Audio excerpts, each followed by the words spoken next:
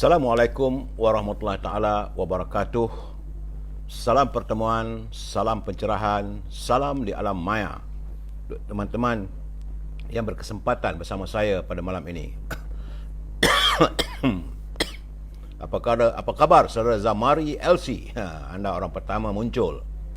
Ya, saudara Pak Izzuddin, waalaikumsalam. Kita juga dengan saudara Puan Salmah Saad, Hafiz Wan Basirun, saudara Mustafa Ilyas. Apa khabar saudara Mustafa? Dari mana sebenarnya? Saya tak dapat nak tahu. Saudara Setan Kuning, salam tu. Esok JDT menang. Tadi saya berjumpa dengan sahabat saya di pejabat. Mereka sibuk kerana apa ini, cari tiket.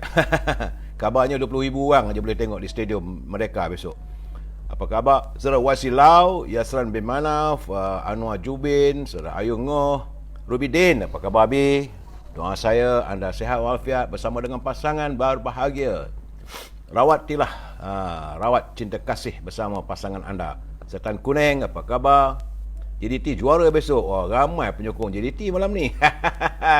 Saya bola ni kurang saudara. Dulu saya minat pasukan Arsenal. Sebab rumah saya dulu di Finsbury Park. Kalau di London tu dia ikut mana kawasan anda tinggal. Jadi saya menyokong Arsenal.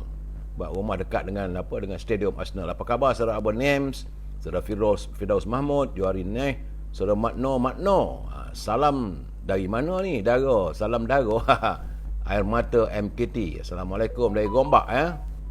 Begitu juga Maizal, Abu Samah, Emi Suhaila Rahman, Kamal Awang, Syah Zain, Anwar, Muhammad Abu Bakar, Muhammad Jubin, Nuriman, Mazai, Aminah, Kak Minah, Yusuf Abdullah. Apa khabar saudara? Hamizan Ali, Adnan, Nizam Zamri, Badin Abu Bakar, Jamal Abdul Nasir dan teman-teman yang tak sempat saya santuni satu persatu. Saya mohon maaf. InsyaAllah Vegi Suaran akan saya santuni kalau ada kesempatan. Kalau Samsul Anwar, kalau saya punya telefon tak meragam. Saudara, baik, seperti biasa saya harus memberi pencerahan apa yang berlaku hari ini. Hari ini hari Isnin 29 November. Ia merupakan hari yang ke-620 virus corona menyerang bumi kita ini. Dan nampak gayanya alhamdulillah ada susut lagi. Kurang hari ini, semalam 4,239, hari ini 4,087 jangkitan yang dilaporkan. Dan jumlah keseluruhan sudah mencecah 2,627,903 orang. Semalam kematian 29 dilaporkan. Saya ucapkan terima kasih kepada sahabat kita, saudara Rio, yang sering menghantar kiriman kes COVID dari Kementerian Kesihatan. Beliau merupakan petugas ataupun kaki tangan di Universiti Melaya. Terima kasih saudara Rio dari Universiti Melaya kerana menghantar, tidak jemu-jemu menghantar pada saya kedudukan COVID. Hari ini dapat juga saya melaporkan negeri-negeri. Perlis 28 jangkitan, Kedah ada 333, di Pulau Pinang 279. Macam mana Pulau Pinang naik sedikit ya? Di Perak 205, di Selangor susut kepada 952, Wilayah Persekutuan 181, Putrajaya 40, Negeri Sembilan susut kepada 107, Melaka juga susut 175, Johor turut susut. Mungkin kerana JDT nak main bola besok Jadi Johor 413, di Pahang 255, Terengganu 214, Kelantan juga alhamdulillah susut pada angka 446. Di Sabah turut kurang pada 342, Labuan 19, dan yang paling menggembirakan saya adalah di Sarawak kerana hari ini laporan saya terima daripada saudara Rio, Universiti Melaya. Saudara Rio, hari ini jangkitan di Sarawak adalah 98 orang sahaja. Alhamdulillah, dua angka supaya kita mengharapkan Sarawak akan mengadakan pilihan raya negerinya. Maka biarlah ini berkekalan, kalau boleh biar sifar Saudara Amran Rahim, saudara Abang Hana, saya Haji Awang daripada Kuching Sarawak. Awang Manu, alhamdulillah Sarawak 98 Tuan Haji. Terima kasih. Tengku Osman, waalaikumsalam. Nordin Din, Zubaidah, Cik Slip, Aizah Saleh. Dan saya ingin melaporkan juga sebab tadi di Parlimen nampak gayanya Timbalan Menteri Kesihatan Datuk Dr. Nur Azmi menyatakan bahawa varian baru yang ditemui di Afrika, iaitu Afrika Selatan, telah pun memasuki Hong Kong. Saudara, varian ini agak bahaya. Sebab itu rakyat diingatkan agar sentiasa mematuhi prosedur operasi standard SOP, termasuklah disarankan mengambil dos penggalak COVID-19. Itu susulan daripada varian baru itu Omicron itu varian baru COVID-19 ini. Ini mengikut kenyataan daripada Timbalan Menteri Kesihatan Datuk Dr. Nur Azmi di Parlimen tadi. Jadi sekarang ni di Hong Kong sudah ada jangkitan, sudah hampir negeri kita. Dan itulah katanya kerajaan hari ini sangat prihatin dan telah memulakan langkah kawalan ketat dengan tidak membenarkan individu daripada kawasan tertentu yang ada jangkitan Omicron ini memasuki negara kita. Jadi mereka yang datang akan dibuat ujian calitan dan akan dikuarantin selama 14 hari. Pada 26 November, Menteri Kesihatan Khadijah Muhyiddin Bakar mengumumkan bahawa pengembara Malaysia yang merancang lawatan ke 7 negara, iaitu Afrika Selatan, Botswana, Eswatini, Lesotho, Mozambik, Namibia dan Zimbabwe, tidak dibenarkan untuk meneruskan perjalanan kerana negara-negara tersebut jangkitannya bahaya, saudara. Omicron ini 10 kali ganda lebih bahaya daripada virus corona ataupun COVID-19. Ya, saudara. Jadi bersama-samalah kita menjaga kesihatan kita, jaga kebersihan diri. Kalau tiada keperluan, tak perlulah kita berkumpul ramai-ramai, ya, saudara. Lakukanlah penjarakan sosial. Kalau kita keluar rumah, balik rumah, jagalah kebersihan diri kita dan keluarga kita. Saya Syukur Jamil, Paipon. Selamat malam. Baik, saudara, itulah laporan yang saya terima daripada sahabat kita Rio, yang bertugas di Universiti Melaya. Terima kasih Rio.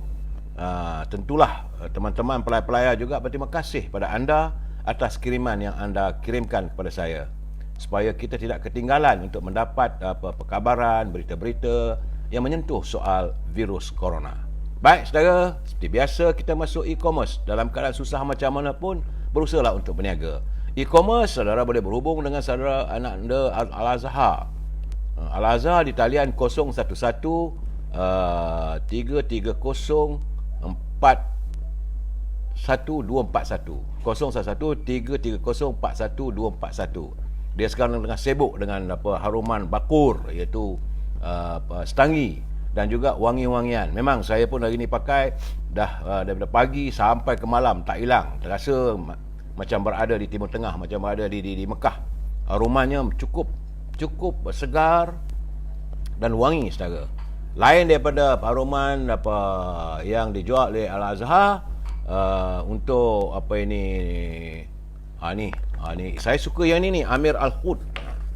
Ini bakur, saudara, ya. Bakur ni untuk ini, tapi Al-Khud ni, saudara, ini wangian yang saya pakai cukup sedap, wangi, semerbak. Bila saya berjumpa ke kawan, dia tanya apa dia punya ini. Inilah ada Amir Al-Khud. Besar, saudara. Harga pun murah di pasaran. Jadi saudara tak perlu nak pergi ke KLCC ke cari kedai yang menjual yang sampai 200-300 ringgit. Ini, saudara, harga yang berpatutan. Boleh berhubung dengan Al-Azhar di talian 01133041241241. Saudara. Dan kalau tak dapat Al-Azhar, boleh hubungi Siti Farehah di talian 0117114300. Siti Farehah dia masih lagi menjalankan perusahaannya, iaitu Dendeng Manis Siti Farehah. Bagi yang tinggal di Lebah Kelang, jangan lupa untuk mendapatkan bekalan buah-buahan daripada Kizinis Syauki di talian 0123575703. Buah-buahan segar, kiwi, cherry, anggur, apple, buah mangga, buah limau, memang sedap dan manis. Di samping itu harganya di bawah harga pasaran. Buah-buahan tersebut boleh dihantar terus ke rumah saudara. Ini untuk di Lembah Kelang saja, saudara, ya. Dan seperti biasa, hari ini pencerahan saya berhubung dengan perniagaan sahabat kita, saudara Zul. Itu tokoh jamu Kemaman. Tokoh jamu Kemaman boleh saudara hubungi Cik Zul di 019-917-0449. 019-917-0449. Jangan lupa, iaitu tonik mayang sari. Ini baik untuk, dia merupakan minyak rambut ekstrak daripada buah keras. Ini adalah produk daripada saudara Zul. Tujuannya adalah untuk menghitamkan rambut dan mengatasi masalah uban, melebatkan dan meluruskan rambut. Tapi kalau rambut dah beruban tu tak ada lah tu saudara. Jadi sebelum beruban pakai ini insya-Allah. Kemudian ia memberi nutrisi dan menguatkan akar rambut, merawat masalah rambut kering, bercabang, rosak dan kelip memor, juga menggalakkan pertumbuhan dan menyuburkan rambut serta mengandungi aromaterapi untuk menghilangkan stres. Jadi saudara, ini tonik mayang sari itu sesuai untuk seisi keluarga. Saudara, saya dulu kecil-kecil dulu saya pakai bright cream. Saya tak payahlah dah ada mayang sari ini. Eloklah saudara berhubung dengan saudara Zul di toko jamu Kemaman. Baik saudara, usai e-commerce, seperti biasa kita masuk tazkirah singkat. Untuk pengetahuan saudara, malam ini selepas maghrib tadi adalah merupakan ba'da maghrib. Itu kita mula memasuki 1 Jamadil Awal.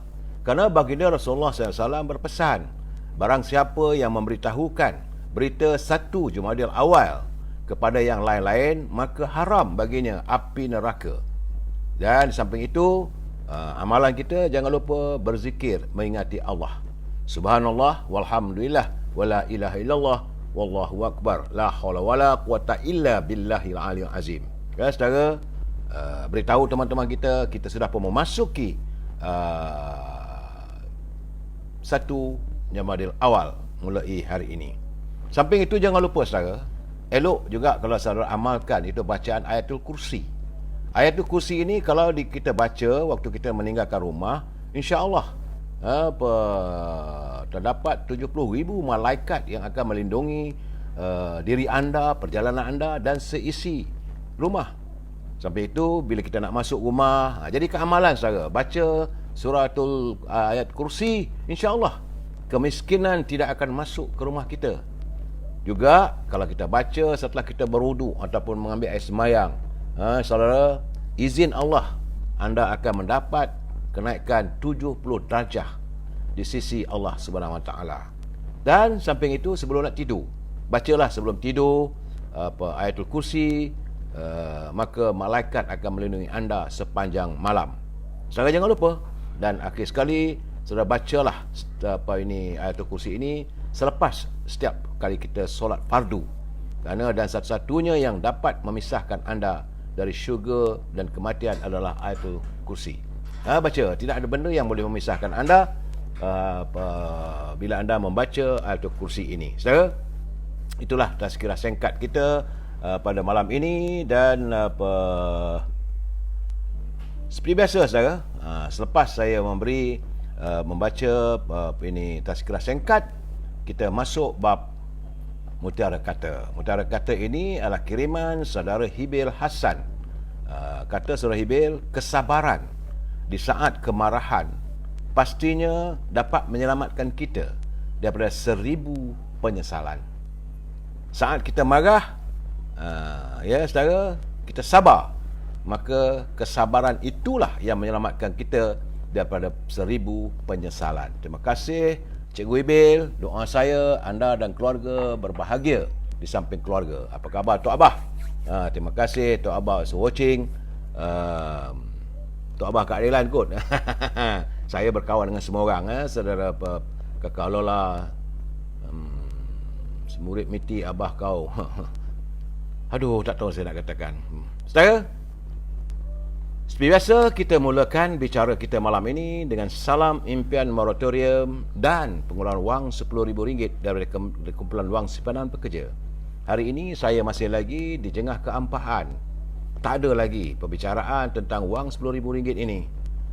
Jadi saya berdoa dan mengharapkan agar pimpinan di Kementerian Kewangan prihatinlah dengan untung nasib rakyat. Saya tak tahulah macam mana nak buat. Bagaimanapun saya harus menyuarakan saban malam supaya wang RM10,000 ini bukan duit mereka, duit kita. Kita menyimpan dalam tabungan di kumpulan wang simpanan pekerja. Jadi saya harus berpesan bahawa kita jangan izinkan negara berbelanja tanpa had. Kerana kalau kita negara berbelanja tanpa tanpa had, ya Saudara Zul, Saudara Azihan, Saudara Abid Telok dari Tanah Merah, kalau negara kita berbelanja tanpa had, maka negara kita akan muflis. Baik saudara, tajuk perbincangan kita malam ini adalah sukarnya untuk saya percaya lagi. Sukarnya untuk kita percaya lagi. Tapi sebelum saya memberi pencerahan tentang sukarnya untuk percaya lagi, kita santuni dulu apa kata pantun Pak Nazil. Seperti biasa, saudara. Kata Pak Nazil, tumbuh sentang di tepi kebun, di teduhan rendang, meraut lidi. Pokok sebarang, daun merimbun, sayang buahnya, sukar menjadi. Saya tumbuh sentang di tepi kebun, di teduhan rendangnya, meraut lidi. Pokok sembarang, daun merimbun, sayang buahnya, sukar menjadi. Ini bukan tentang pokok, saudara. Sebenarnya ini adalah perlambangan kepada pimpinan negara hari ini. Ia merupakan ibarat daun yang merimbun. Dia sepanjang pokok ibarat daun merimbun. Dan kerana daun itu merimbun itu kerana ramainya menteri. Tapi sayangnya buahnya sukar menjadi. Seperti diibaratkan tiada hasil. Kerana pokok kalau daunnya merimbun, buahnya seringkali tak menjadi. Itu Pak Nazil berkias kali ini. Terima kasih Pak Nazil, kiasan yang cukup indah. Pohon itu Perdana Menteri, daun itu menteri-menteri, betul ramai, merimbun. Tapi buah tak menjadi, tak ada buah, tak ada hasil, saudara. Sambung Pak Nazil lagi, atas peti diatur cawan, petinya kayu, cantik berukir. Menubuh pati, bagaikan cendawan, jelas Melayu, usang berfikir. Usang fikiran kita ni, kalau asyik nak tubuh parti saja, tak dapat jawatan, tubuh parti, tak dapat jawatan, tubuh parti. Itulah keadaannya. Saudara Zul Fauzi HR, saya keluarkan wang di ATM, bukan bank kita. Dah mula kena bayar pula RM1, sebab PKP dah tamat pula dah. Itulah saudara, selalu-selalu saya katakan bahawa pihak bank ni mereka tak ada hati. Kira nak buat untung saja. Kemudian jangan lupa ni dua rangkap pantun lagi daripada sahabat saya, saudara Nordin Malik. Itu seorang anak muda pejuang rakyat, pejuang masyarakat. Beliau, saya melihat tega dan semangatnya kental. Saudara Nordin Malik daripada Perak Tengah. Beliau turut berkirim dua rangkap pantun. Katanya, budak-budak bermain sampan, terjun seorang ke dalam sungai. 3 tahun bertukar kerajaan, negara umpama kapal di badai. Kapal ni di badai teruang alik. Nampak gayanya teman-teman kita mengirim pantun malam ini banyak berkias. Pak Nazil berkias pohon, saudara Nordin berkias dengan kapal. Tambahnya lagi, tumbuh segar pokok cabai, petik dahulu buah pria. Bimbang nasib negara terabai, eloklah diadakan pilihan raya. Itu akhirnya konklusi pada saudara Nordin adalah kita sepatutnya mengadakan pilihan raya. Saya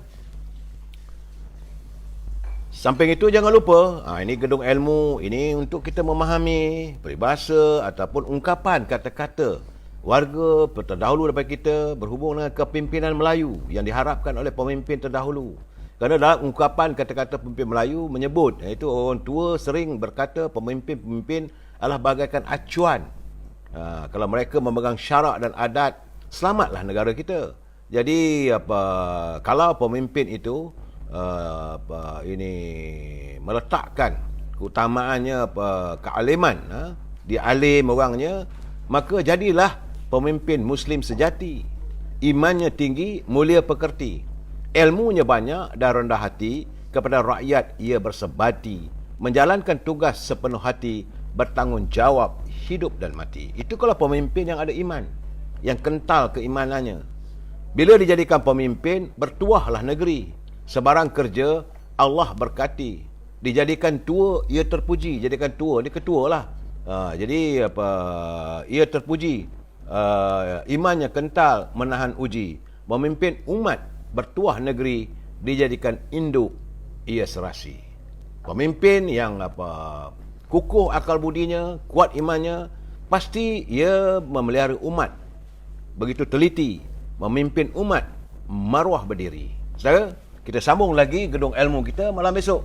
Terima kasih Tan Sri Johan atas kiriman buku ini. Saudara, saya cuma bagi culipan yang saya lihat elok kita jadikan satu panduan pada kita. Saudara Hashinor, Mansur Haq berebut nak jadi pemimpin, tapi tak ada tokoh langsung. Betul. Saudara Muhammad Arif, Datuk, isu tuntutan rakyat 10 KLC tak selesai lagi, timbul pula masalah kenaikan harga barang. Itulah keadaannya, saudara. Sebelum saya memberi pencerahan lagi, ini malam ni kasar sikit saya. Jadi sebab itu saya minta mereka yang menyunting semula live saya ini dan masuk ke channel YouTube, maka anda harus bertanggungjawab atas kiriman anda. Saya tidak bertanggungjawab, jadi kena berhati-hati. Siang tadi sahabat kita Datuk Lokman Adam terpaksa hadir ke balai polis untuk menjawab beberapa persoalan kerana adanya teman-teman kita ni membuat culipan, memotong dia punya live, kemudian dimasukkan, lepas tu diberi tajuk pula macam-macam. Akhirnya yang bermasalah adalah Datuk Lokman. Tak sepatutnya begitu. Setara nak buat suntingan, terpulang. Kita tak ada menghalang. Saya juga tidak menghalang. Tetapi anda harus bertanggungjawab atas setiap suntingan. Sebab itu saya kata yang terbaik, pakailah keseluruhan. Jangan nak tunjuk pandai. Saudara. Begitu juga bagi mereka yang menghantar kiriman dalam live saya ini. Berhati-hati saudara. Ya, jangan menggunakan bahasa-bahasa ataupun menggunakan ayat-ayat yang bertentangan dengan prinsip norma-norma perundangan kita ataupun perlembagaan. Lebih baik santuni secara harmonis. Ingat saudara, kita adalah warga cinta damai. Kita bukan nak cari musuh. Dan pencerahan saya ini adalah pencerahan politik, bermatlamatkan dan bertujuan untuk pengetahuan saja, bukan untuk mempengaruhi sesiapa. Pencerahan ini berdasarkan kepada kita mesti bersetuju untuk tidak bersetuju. We must agree to disagree. Walaupun anda tak suka dengar perkataan ini, saya terpaksa nyatakan saban malam. Ini adalah pesanan daripada peguam saya, supaya saya terhindar daripada masalah. Tidak dari macam Datuk Lokman Adam, tak pasal-pasal pergi balai polis, menghabiskan masanya, hanya kerana culipan ataupun suntingan. Mereka yang tidak bertanggungjawab, memberi tajuk macam-macam. Kesian dia. Dan saya harap teman-teman pun begitulah. Saudara Rohayati Zainon, Saudara Abdul Aziz, Syarifuddin Syari, lama tak dengar nama tu, Bujang bin Dami, Wan Rohana, hak rakyat, barang naik melambung. Ya. Ingat saudara, ini pencerahan politik saudara ya. Kita mesti bersetuju untuk tidak bersetuju. Baik saudara. Kepada rakyat, warga cinta damai kita ini, kalaulah saudara merasakan kedai ataupun tempat anda membeli ataupun anda makan, dirasakan barangan yang dibeli, yang dilanggan itu tidak munasabah harganya, bolehlah berhubung dengan KPD EHP. Ini ada taliannya 019, sila salin 019-279-4317. Saudara boleh melaporkan terus kepada Kementerian Perdagangan Dalam Negeri dan Hal Ehwal Pengguna supaya pegawai yang bertugas itu dapat membantu menyelesaikan masalah ini di talian 019-279-4317.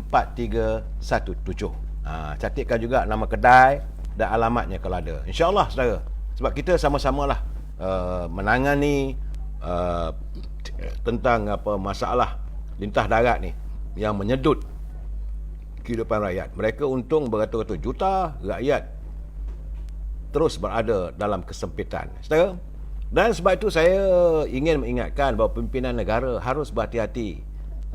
Kerana sekarang ni sudah ada gerakan kebangkitan rakyat yang membantah kenaikan harga bahan keperluan. Sudah ada gerakan yang protes, mock protes di bandar-bandar, di Kuala Lumpur, di Petaling Jaya, di Pulau Pinang, di Ipoh, dan ini akan berlarutan sehinggalah masalah kenaikan harga barang ini dapat diselesaikan secara tuntas. Jadi saya tak tahulah, semalam ada, hari ini ada, besok entah sampai bila. Selagi harga ini tidak dapat dikawal sebaiknya, maka rakyat akan bangkit. Saya dah beritahu 3-4 malam dulu pun. Cuma saya ingin memperbetulkan persepsi, sebab saya tengok ada di kalangan parti-parti politik yang membuat plakat, menjerit, menyuarakan kata-kata, kalau mau protes mereka, dia kata barang naik. Jadi mereka menyalahkan Barisan Nasional. Ini tak betul ni. Saya orang UMNO Barisan Nasional. Macam mana boleh saudara tuduh kerana UMNO memerintah maka barang naik? UMNO tidak memerintah. Kerajaan hari ini, saya perlu jelaskan bahawa kerajaan hari ini adalah kerajaan keluarga Malaysia yang terdiri dalam kalangannya ada daripada Perikatan Nasional, daripada PBM, daripada PAS, daripada gerakan. Saya tidak nafikan ada juga ahli parlimen UMNO yang dalam kerajaan itu. Memang betul Perdana Menterinya Perdana Menteri daripada UMNO. Ya, Muhammad Dato' Ismail Sabri, tetapi tidak boleh dikatakan ini kerajaan UMNO Barisan Nasional. Sebab saya tengok ada pula plakat mengatakan bahawa kerajaan Pakatan Harapan yang digulingkan melalui langkah Sheraton dulu, barang tak naik. Saya ingat saya ini tak betul tu. Jangan mengambil kesempatan mengabui pemikiran rakyat. Ini tak betul, saudara. Sebab Pakatan Harapan waktu merintah, kita hidup dalam penuh kesempitan. Jangan lupa, saudara. Sebab itu kita katakan hancing satu negara. Jadi sekarang ini bila barang naik, saya kata BN, Barisan Nasional. Tak betul. Saya harus memperbetulkan. Saya sendiri menyuarakan bahawa ini bukan kerajaan Barisan Nasional kerana kita bukan dominan. Saya tidak menafikan bahawa Perdana Menteri datang daripada UMNO. Tapi beliau juga ramai. Itu yang saya beri pencerahan. Saya kata patutnya tak patutlah ramai sangat menteri. Tapi nak buat macam mana? Kerana UMNO sekarang ini bukanlah dominan dalam kerajaan itu. Jadi saya haraplah Pak Syekul, Datuk Seri Anwar Ibrahim dan juga pimpinan dalam keadilan tegur anak buah tu. Jangan sebab saya tengok naik plakat macam gerakan bersih tu. Oh, BN barang naik. Tak betul. Sebab selepas Pakatan Harapan datang Perikatan Nasional yang kita terkurung setahun lebih. Hidup kita susah, saudara. Mana boleh kita nak blame pada Barisan Nasional? Kemudian sebab itulah akhirnya kita bersetuju untuk menurunkan Tan Sri Muhyiddin. Dan hari ini pun Tan Sri Muhyiddin masih lagi dalam kerajaan. Beliau dilantik oleh Datuk Ismail Sabri sebagai pengerusi Majlis Pemulihan Negara yang bertaraf menteri. Jadi jangan kata UMNO, dia bukan orang UMNO. Dia presiden pada PBM, presiden pada Perikatan Nasional. Saudara, bila saudara kata tuduh Barisan Nasional, ini saya tak boleh terima. Jadi sahabat saya, saudara Mat Sabu, ataupun Mujahid, Datuk Mujahid, kena perbetulkan anak buah. Jangan kata barang naik BN mesti diturunkan.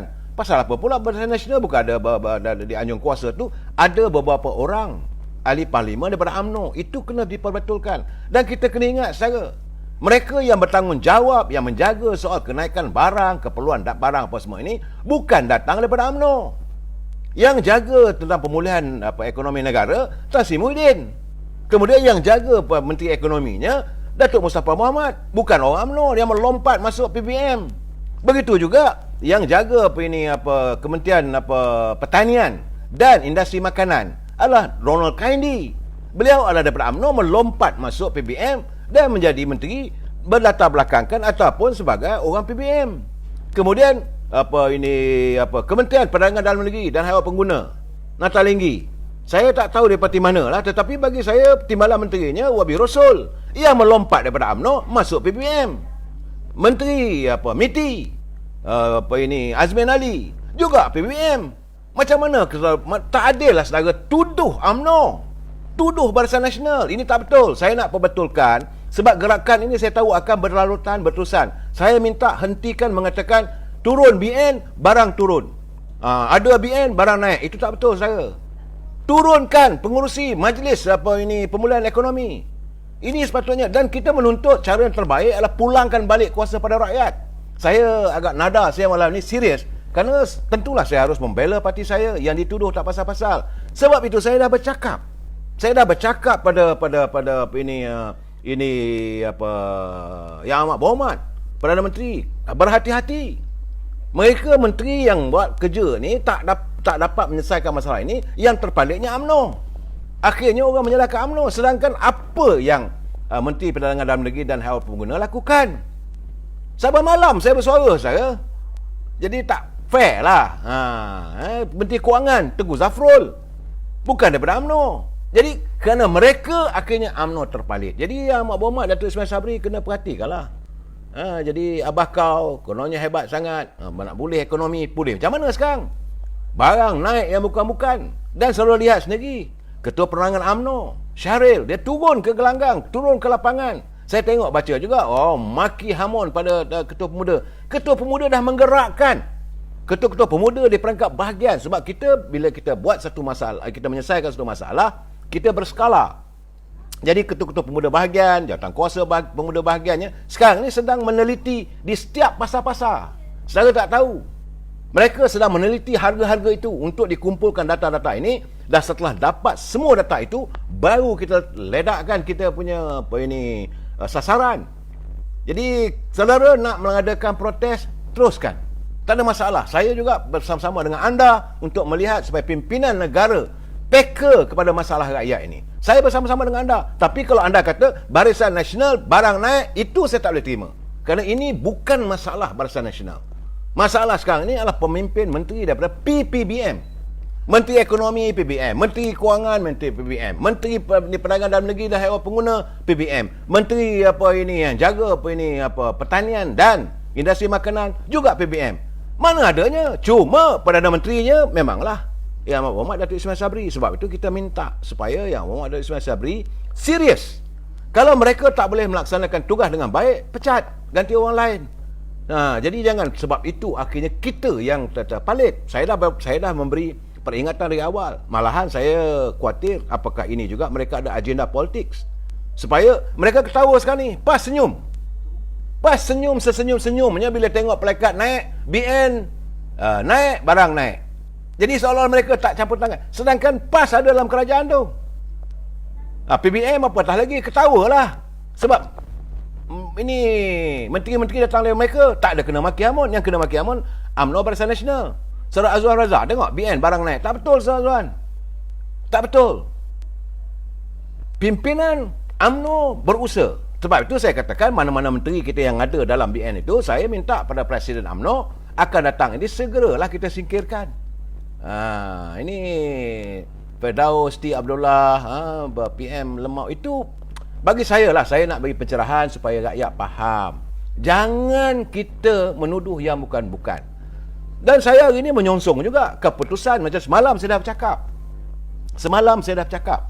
Dan hari ini saya harus mengulangi lagi bahawa cetusan hati rakyat melihat bahawa Yang Amat Berhormat Perdana Menteri lantik lagi. Sebab tu saya katakan berhentilah jadi Perdana Menteri pelantikan. Bila-bila melantik Datuk Seri Jamil Khair yang juga Ketua Perhubungan UMNO Kedah sebagai penasihat haiwan agama.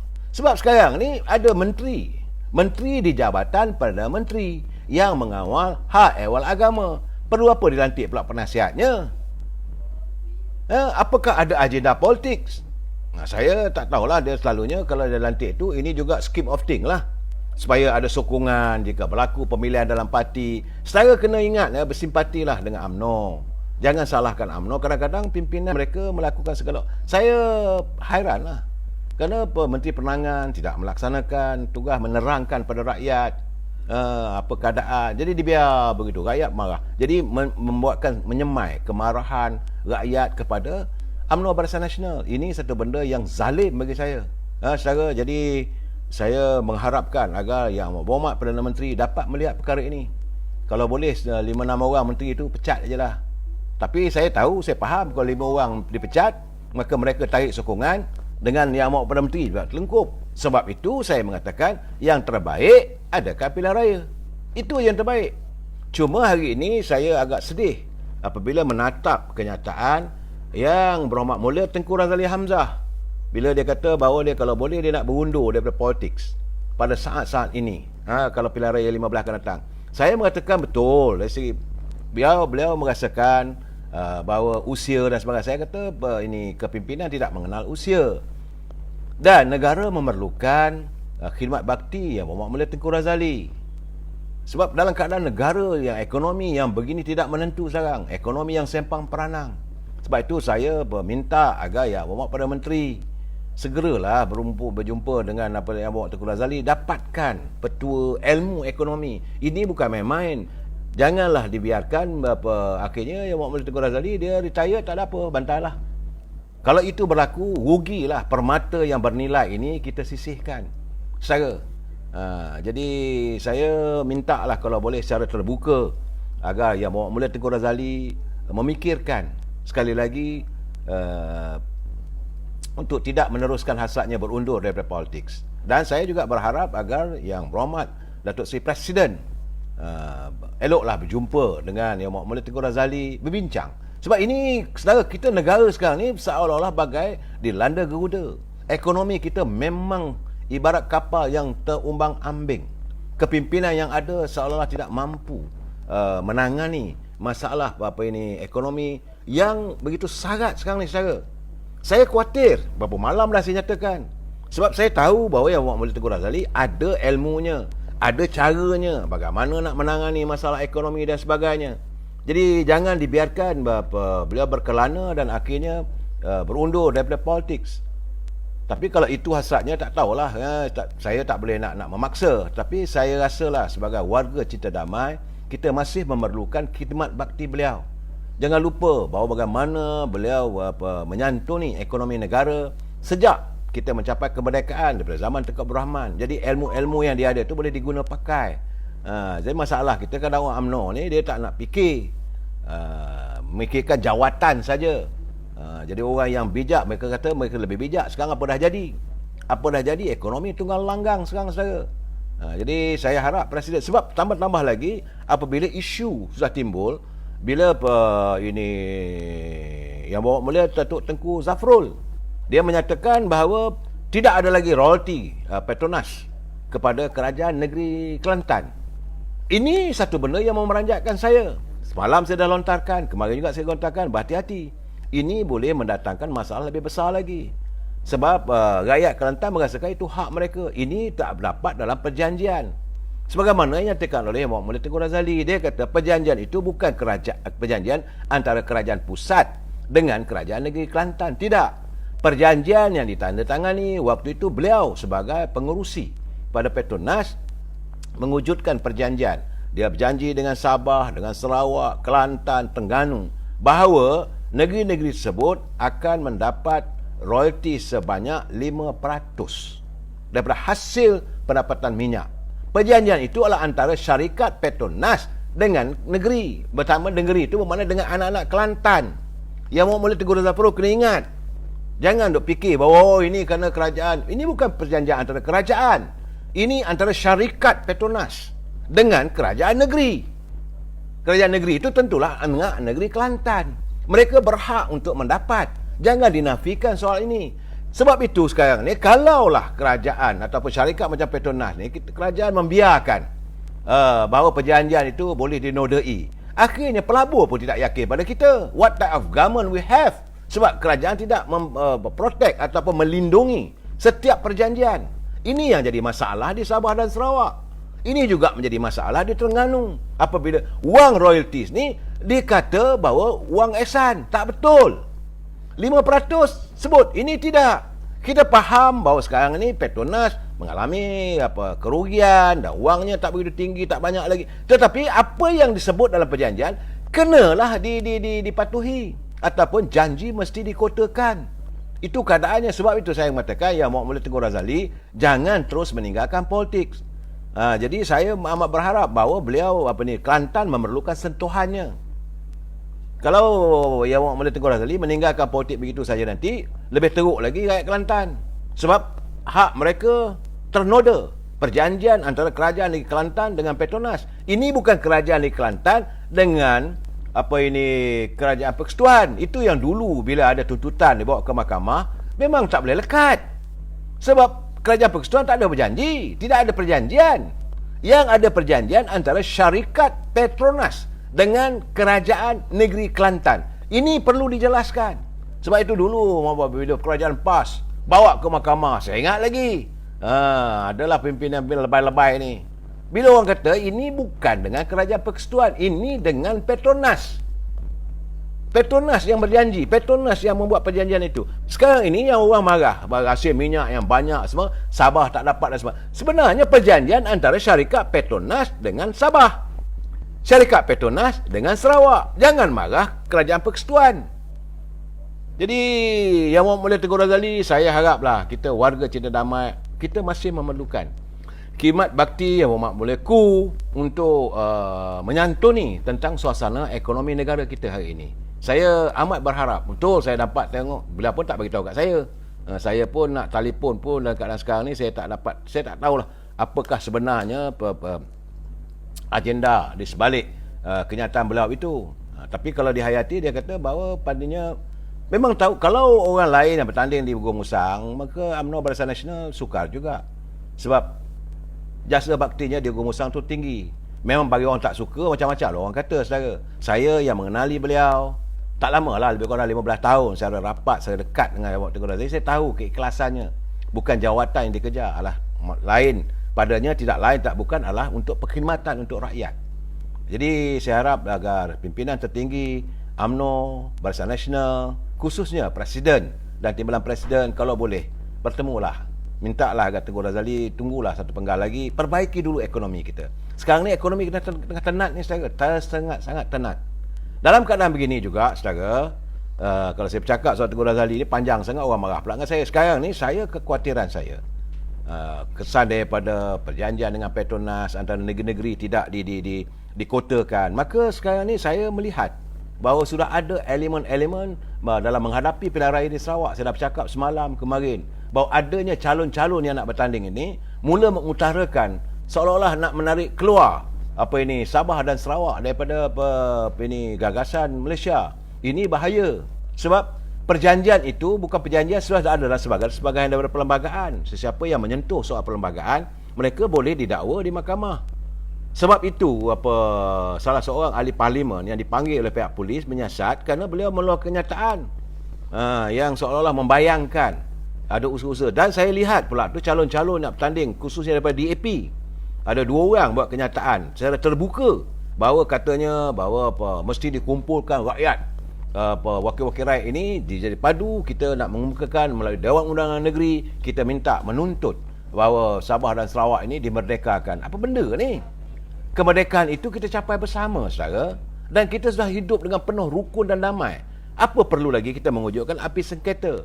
Kenapa diwujudkan persengketaan antara Sabah, Sarawak dengan Semenanjung? Kita merasakan bahawa saudara kita ramai di sana. Jadi jangan hanya kerana politik, kerana sedap nak bercakap. Sebab itu saya kata jangan sampai kerana mulut badan binasa. Jadi kepada calon-calon yang nak bertanding, jangan tawarkan benda-benda yang bukan-bukan. Ya saudara, begitu juga. Ini saya haraplah. Dan bila saya dengar pula tu daripada DAP, Pakatan Harapan berjumpa dengan Yang Amat Berhormat Datuk Haji G, Ketua Menteri Sabah, konon nak mewujudkan persepakatan. Bagi saya tak ada masalah pun, tetapi jangan lupa bahawa apa yang berlaku sekarang di Sabah, mereka juga sudah menodai perlembagaan Undang-Undang Tubuh Kerajaan Negeri Sabah. Sebab di bawah perundangan Undang-Undang Tubuh Kerajaan Negeri Sabah, perkara 6 dalam kurungan 7, sesebuah parti politik yang mendapat ramai jumlah ahlinya menjadi ahli dewan itu, sepatutnya dialah menjadi ketua menteri. Ya sekarang ni suka tak suka kena terima bahawa parti warisan. Jadi sebab itu saya melihat dalam krisis ataupun yang tercetus di Sabah, sebaiknya Bung Mokhtar baik bincanglah sebelum orang nak terajang kita carilah sahabat yang lebih setia. Datuk Syafiq Afdal pun bekas mantan bersama-sama dengan UMNO dulu. Beliau lah naib presiden UMNO. Kita lupakanlah yang lepas, sudahlah kita menghadapi masa depan. Kena ingat setakat hari ni Perikatan Nasional dia cuma ada 24 kursi saja. UMNO dan Barisan Nasional dengan PBS kita ada 23 kursi. Dalam Perikatan Nasional dia ada bersatu 13, STAR ada 6, PAS ada 1, SAP 1. Ini ada juga di kalangan tu kalangan ahli dewan yang dilantik. Tapi taraf mereka dah jadi sebagai taraf sebagai ahli dewan yang boleh mengundi, dan mereka cuma ada 24. UMNO kental 16. Sedangkan bersatu cuma ada 13. Kemudian PBS ada 7. Dan bebas yang dilantik ada 3. Kalau itu saja dah ada 26. Kemudian warisan ada 19. Kalau warisan ada 19, 26 campur 19, kita dah ada 45. Daripada 81 kerusi ahli Dewan Undangan Negeri. Dah ada majoriti dah. Jadi PKR ada 2, bincanglah. Jadi dalam keadaan sekarang ni saya merasakan kalau sebelum orang nak buat kita, baik kita mencari sahabat. Yang ku cari selama ini adalah sahabat yang sejati, yang berhati mulia. Lain tak adalah perjuangan untuk rakyat. Saya rasa lebih baiklah Bung Mokhtar berbincang dengan Datuk Syafiq Afdal. Saudara, ini bagi saya lah. Sebelum orang kenakan kita, baik kita kena. Kalau sekarang ni pun kedudukan Datuk Bung Mokhtar pun hanya sebagai timbalan ketua menteri. Bagilah Datuk Syafiq Afdal, dia pun kalau mengikut perlembagaan Undang-Undang Tubuh Kerajaan Negeri Sabah, sepatutnya Datuk Syafiq Afdal jadi ketua menteri. Tapi kerana bila dia racik-racikkan, dicampur sana campur sini, maka tidak dapat solid. Tapi kalau UMNO bersama dengan warisan dan sokongan daripada PBS, dah solid, dah boleh dah jadi ketua menteri Datuk Syafiq Afdal. Teruskanlah, tak ada masalah. nak buat scheme of thing ke, yang penting kita nak mewujudkan kestabilan politik di Sabah. Itu saya mengingatkanlah. Sebab itu saya agak terpanggil bila Yang Berhormat Datuk Seri Zahid Hamidi, beliau menyatakan dalam pertemuannya dengan Mingguan Malaysia dia kata bahawa perjanjian Memorandum Persefahaman MOU itu ialah bukan yang ditandatangani antara Perdana Menteri Yang Berhormat Datuk Ismail Sabri Yaakob dan Pakatan Harapan, bukanlah kitab suci yang akan menghalang pilihan raya umum diadakan. Jadi ertinya tak semestinya memang waktu menandatangani perjanjian tersebut permintaan daripada Datuk Seri Anwar Ibrahim, daripada Lim Guat Eng, daripada Saudara Mat Sabu, kalau boleh pilihan raya diadakan janganlah ini sebelum 17 sebelum bulan Julai katanya. Tapi itu bukan kitab suci. Kerana Presiden UMNO menegaskan bahawa ia tidak bermakna perjanjian itu perlu dilanggar ataupun perlu tidak dihormati. Dia hanya sekadar satu persefahaman. Dalam keadaan hari ini, saya rasa yang terbaiknya permintaan Datuk Seri Presiden UMNO, dia kekal dengan tuntutannya supaya kita nak adakan pilihan raya umum. Dari awal lagi, selepas saja berlaku langkah Sheraton, tuntutan UMNO, kita nak adakan pilihan raya umum. Jadi kepada warga-warga UMNO yang mengadakan persidangan minggu ni di peringkat cawangan-cawangan, kena faham, kita nak pilihan raya supaya nak diserahkan balik kuasa daripada rakyat, supaya kita dapat membentuk satu kerajaan yang jelas. Kalau rakyat putuskan nak bagi pada UMNO Barisan Nasional, okey, kita terima kasih, kita bekerja lah sebab mendapat satu kuasa sepenuhnya daripada rakyat. Kalau rakyat memilih Parti Keadilan, biarkanlah mereka memilih macam mana UMNO menghormati. Waktu pilihan raya yang ke-14 dahulu, apabila rakyat memilih Pakatan Harapan, waktu itu lambang Parti Keadilan, Datuk Seri Najib serah bulat-bulat, tak ada langsung kita mewujudkan scheme of thing. Waktu itu terpulanglah. Tapi dalam Pakatan Harapan itu wujudnya Dr. Mahathir, adanya Tan Sri Muhyiddin. Waktu itu baru dikeluarkan Datuk Seri Anwar Ibrahim daripada penjara. Lantiklah Kak Wan sebagai timbalan Perdana Menteri. Dan akhirnya rakyat dapat melihat kemelut kehidupan rakyat yang terpasung dalam kehidupan yang cukup sukar.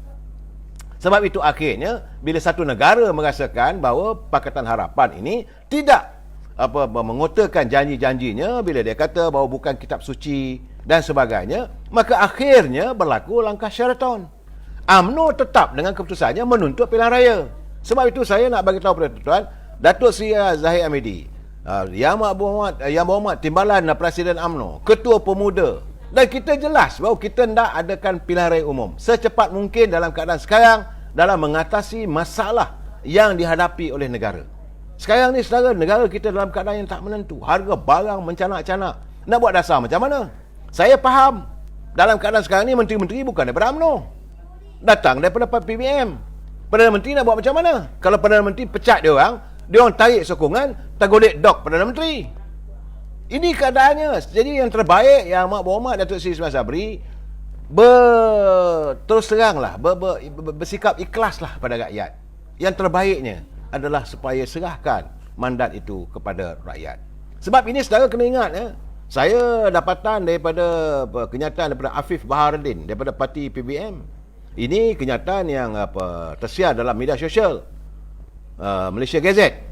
Melaporkan bahawa Parti Bersatu sedang berusaha untuk kembalikan Tan Sri Muhyiddin sebagai Perdana Menteri. Wow! Itu yang saya katakan, saya jangan lupa. Dah macam cerita filem Sanggam. Presiden Sanggam dulu, I'll come back. Jangan lupa, waktu Tan Sri Muhyiddin keluar daripada anjung kuasa si Perdana, dia mengatakan, I'll come back. Ini sedang berlaku sekarang. Yang Amat Berhormat Datuk Ismail Sabri kena faham taktik, percaturan politik. Apakah kita masih lagi nak berada dalam keadaan abah kau? Ini keadaannya. Sebab itu gamaknya menteri-menteri daripada UMNO yang tak sedar diri, orang macam Adam Baba apa semuanya, bagaimana dilaporkan oleh media Johor Kini. Saya terbaca tu, saya marah sangat tu. Dia kata berilah laluan pada Tan Sri Muhyiddin untuk bertanding supaya UMNO tak menentang beliau. Mana boleh? Kita memang tidak bersama dengan PBM. Tidak akan bersama. Dulu, kini dan selamanya. Dan kalau sekarang ni dia nak jadi, Afif Baharudin kata nak jadi Perdana Menteri, kita pulanglah. Kalau rakyat sokong, kalau rakyat menyokong agar Tan Sri Muhyiddin dikembalikan sebagai Perdana Menteri, silakan. Lepas itu jangan marah ke UMNO lagi. Jangan marah BN lagi. Barang naik dan sebagainya. Kalau terkurung di rumah, macam itu hari, setahun setara, ekonomi merosot bagai nak rak. Sebab jangan lupa, ada lagi ancaman daripada COVID. Komorion tu yang saya umumkan tadi. Kalau ini berlaku, apakah rakyat akan dikurung lagi? Tak tahulah saudara dalam keadaan begini. Dan saya tengok, memang mereka daripada parti PBM masih lagi belum serik, kalah teruk di Melaka. Masih lagi bila saya dengar pula tu ini Saifuddin Abdullah, Ketua Bersatu Pahang, dia pula buat pengumuman bahawa Perikatan Nasional berasal untuk bertanding di kesemua 14 kursi parlimen dan 42 kursi Dewan Undangan Negeri di Pahang pada pilihan raya umum ke-15 nanti. Jawapan saya mudah, silakan, tak ada masalah. Kita bukan boleh halang dia nak bertanding lah. Begitulah hebatnya mereka sekarang ni. Jadi Tasimuddin ni macam orang merian lah nak balik jawatan tu. Dan dia pula mengatakan, sebab saya tengok kawan-kawan kita, saya tak mahu sebutlah siapa pun, mengatakan bahawa mulianya hati Tasimuddin menyerahkan kuasa Perdana Menteri pada UMNO, pada Datuk Ismail Sabri. Tak mulia, beliau terpaksa diturunkan selepas tidak ada keyakinan daripada ahli-ahli parlimen. Itu pun Datuk Ismail Sabri dapat 114 itu kerana ada sokongan daripada ahli PBM. Sebab itu saya mengatakan kerajaan ini akan menjadi satu kerajaan yang rapuh. Dan terbukti hari ini Yang Berhormat Datuk Ismail Sabri tidak mampu untuk mengawal menteri-menteri dan terpaksa ikut. Kemudian kata begini ikut. Mungkinlah, saya tak tuduhlah saudara, tapi kita tengok dapatannya. Dan hidup rakyat sekarang ni amat tenat. Harga barangan, pengeluaran wang simpanan pekerja, Perdana Menteri kata begini, dia orang kata begini. Dan akhirnya diberi terkesan pada UMNO. Saya minta supaya warga cinta damai yang melayari internet saya ni faham bahawa UMNO sebagai parti, kita bukan dominan dalam kerajaan hari ini. UMNO cuma ada wakil rakyatnya. Dan wakil rakyat UMNO nak buat macam mana? Kerana setengah daripada mereka bergelar menteri sedap. Tak nak ada pilihan raya. Datuk Ismail Sabri saya tak tahulah. Jadi sebab itu saya dalam keadaan begini, saya amat memohon. Sebab dalam mungkin ada pilihan raya sebagainya, tiba-tiba berlaku pula di Terengganu. Memang di Terengganu, rakyat Terengganu sudah pun mahu beralih sokongan daripada pimpinan kerajaan PAS. Tapi dapatan saya sudah ada pula perbalahan. Kononnya orang ni layak jadi ketua, menjadi menteri besar, orang ni layak jadi menteri besar. Berhentilah buat kerja begini. UMNO tidak harus dilihat tamak kuasa. Pimpinan UMNO bukan itu matlamat. Matlamat kita mencari kuasa supaya rakyat percaya pada kita untuk kita memberi khidmat. Bukan nak jadi menteri besar. Jadi orang ahli UMNO Terengganu kena sedar diri lah. Dalam keadaan kita tidak ada kuasa pun, kalau UMNO dapat kejayaan, berjaya dalam pilihan raya, orang ini jadi menteri besar, orang ini nak jadi menteri besar. Kita mewujudkan perbalahan sama sendiri. What type of people you are? Saya cakap terus terang lah, saya harus memberi kritikan begini. Serahkan segala-galanya pada pucuk pimpinan UMNO di Kuala Lumpur. Takkanlah Datuk Seri Zahid Hamidi tak dapat melihat siapa calon yang terbaik. Yang kita, orang ni gini, orang ni begini. Dulu pun kita kalah kerana ni lah. Akhirnya rakyat yang sengsara. Saya marah kalau adanya perebutan kuasa yang akhirnya kesannya kepada rakyat. Itu yang saya marah. Hari ini apa nak jadi? Sebab itu saya berserulah pada teman-teman pimpinan UMNO di negeri Terengganu khususnya, elakkan perpecahan sama sendiri. Sepatutnya kita gandakan usaha untuk rapatkan perpaduan kita dan kita harus merempuh halangan kali ini. Dan kena ingat, di Terengganu memang jelas kita tidak akan bersama dengan PAS. Itu memang jelas. Kumpulkan kekuatan, wujudkan perpaduan sama kita dan insya-Allah kalau berjaya nanti serah pada Allah SWT. Saudara, jadi sekarang ni jangan lupa, banyak orang masih tanya-tanya lagi sampai saya, wujudkan lagi Perwafakat Nasional ni. Saya kata dah tak ada dah. Tak payah nak bercakap soal Perwafakat Nasional. Sebab itu saya tengok ada kiriman daripada kawan saya, pelayarnya, Pamerah. Apa kata Pamerah? Kata Pamerah, Presiden PAS nampaknya semakin hari semakin merapu. Kenyataan dikeluarnya. Terbaru katanya PAS tolak Perwafakat Nasional yang menyeleweng. Pula dah. UMNO dituduh menyeleweng. Perwafakat Nasional dituduh menyeleweng. Tanpa Perwafakat Nasional, kau tak cium pun jawatan sebagai Duta Bertaraf Menteri. Tanpa Perwafakat Nasional, takkan terlantiklah ahli-ahli daripada parlimen pada PAS untuk jadi menteri. Ini apa yang ditulis oleh Pah Merah pada saya tu, saya melihat katanya ego hipokrit semakin ketara dipertontonkan kepada umum kelembagaan ini. Seolah tidak ada lagi mereka melihat, menyantuni dengan penuh hikmah. Kena ingat, muafakat yang dibina oleh UMNO dan PAS adalah nadi utama dalam usaha untuk penyatuan ummah. Yang lain daripada itu tak payah bercakap lah. Saya dah letih nak bercakap. Jadi sebab itu saya kata jangan lagi kita nak membicarakan soal muafakat nasional. Sudahlah. Sebab hari ini yang kita nak santuni adalah kehidupan rakyat. Saya okey, banyak orang bertanya dengan saya, bagaimana dengan kedudukan Datuk Seri Najib? Saya kata kita serah pada mahkamah lah. Cuma kita menuntut agar Yang Amat Berhormat Perdana Menteri, pertama sekali kita tak mahu dia mempengaruhi mahkamah, sebab kita tak mahulah dilihat campur tangan politik dalam mahkamah. Tetapi sebagai ketua eksekutif pada kerajaan, beliau boleh meminta mahkamah untuk segera memanggil mereka yang disebut yang turut terlibat dalam skandal YMDB ini untuk dibawa ke mahkamah. Datuk Seri Najib pun dah buat laporan, kena panggil. Pengurusi MCA pun dah buat tuntutan. Jadi Yang Amat Berhormat Datuk Seri Ismail Sabri harus melihat ini sebagai prioriti. Jika sesuatu berlaku, jika orang melihat bahawa keadilan tidak ditegakkan berhubung dengan Datuk Najib kerana dia seorang aja kena, maka beliau juga menghadapi masa depan politik yang agak malap. Ini saya beri peringatan kepada sahabat. Datuk Seri Ismail Sabri sahabat saya. Apa yang kita minta, jangan campur soal mahkamah, tetapi mereka yang terlibat itu hendaklah juga dikemukakan. Itu bolehlah sebagai Perdana Menteri bagi tahu pada pendakwa raya, bagi tahu pada AG, Peguam Negara, ini yang semua ni kena bawa ni. Jadi sepatah kata Perdana Menteri, maka kes ni bolehlah diulang semula ke sebab dapatan baru, terpulanglah. Tapi bukanlah kata you kena buat begini. Itu memandai-mandai, itu zaman era dulu. Jadi saya nak menyantuni masalah yang kita hadapi sekarang ni. Yang paling penting, rakyat terkesan. Duit tak ada, saudara. Nak tunggu bila? Kalau mengikut pengumuman Tengku Zafrul, dia kata mulai bulan Januari baru boleh untuk buat permohonan. Berapa lama nak tunggu? Dan ada duit yang sedikit yang begitu ciput, harga barang begitu tinggi nilainya. Saya pergi ke pasar, saya terkejut. Harga ayam bukan RM8, saudara. Lebih daripada RM8.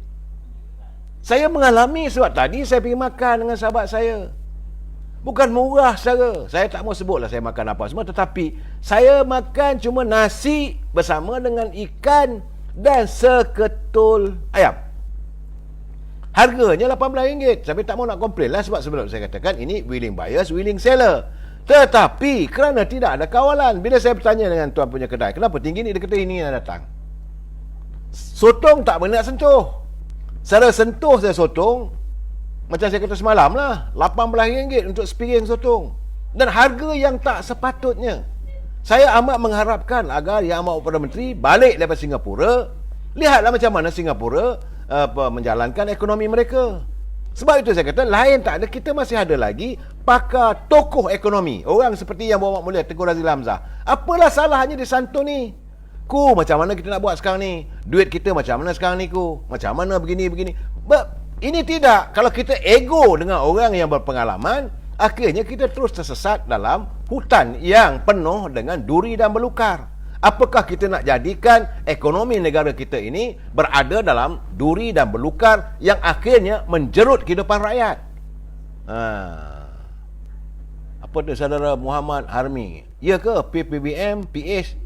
Apa pula? Itu mereka, masalah mereka saya tak nak sentuh. Tapi bila mereka menuduh, yang saya sebut buka saya tadi tu, mereka menuduh BN barang naik. Ini tak kena ni saudara. Tak betul. Saya harus memperbetulkan sebab saya juga bersimpati dengan warga yang melihat harga barang ini. Kalau betul UMNO yang buat, memang saya dah sonsong pun. Tadi saya pergi ke pejabat UMNO. Saya kata ini perlu diperbetulkan. Tapi waktu saya berada di pejabat UMNO tadi, ketua pemuda tak ada. Dan ketua perangai rupanya mereka berada di pasar, sedang meneliti dan melihat. Jadi Saudara Norizan Said, pemimpin-pemimpin UMNO yang berada dalam kerajaan, semuanya kena tak, ini soal mereka nak membodek abah kau, itu urusan mereka. Bagi saya, kamu nak bodek, kamu nak tatang bagan minyak yang penuh, carry on. Tapi jangan sampai kehidupan rakyat dijadikan gadaian. Jangan sampai kehidupan rakyat terus hidup menderita. Anda berada di anjung kuasa, anda ada gaji. Macam saya katalah, Perdana Menteri lantik lagi jam akhir. Apa keperluannya? Di saat rakyat menderita. So, di saat rakyat menderita, kamu lantik orang ni sebagai penasihat. Tak tahulah mungkin Perdana Menteri atau tidak, tapi ada gajinya. Ini juga dilihat sebagai menghabiskan duit rakyat.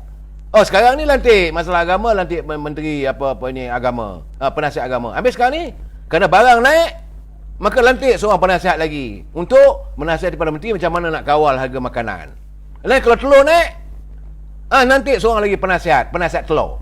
Ini keadaannya sebenarnya. Jadi saya harap yang Perdana Menteri berfikirlah, jangan terus-terusan menjadi Perdana Menteri pelantikan. Tangani sekarang ni mereka yang berada dah lepas 1 hari, yang ternyata tidak mampu untuk melaksanakan tugas dan tanggungjawab, perlu disingkirkan. Go ahead. Dan kalau banyak remehnya, susah sangat, teruskan dengan pilihan raya umum. Kita menanti, rakyat menanti untuk menghukum mereka yang selama ini terlalu berdosa dengan rakyat. Kita sambung lagi malam esok. Wabillahi taufiq wal hidayah. Assalamualaikum warahmatullahi taala wabarakatuh. Selamat malam.